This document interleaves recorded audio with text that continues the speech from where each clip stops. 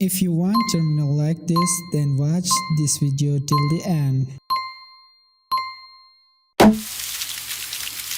This is how it look like by default, but it's not look good.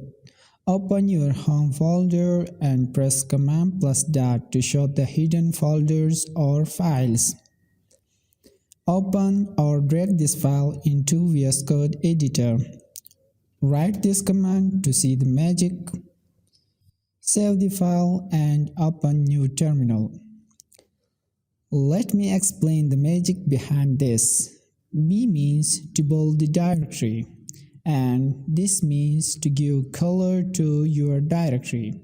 You can use any color code in this website, link in the description. 3 means the level of directories you want to see in the terminal. Let's change 3 by 1 to see just the current directory. This means to color the $sign.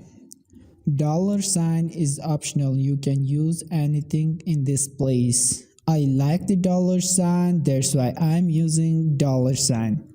Thank you.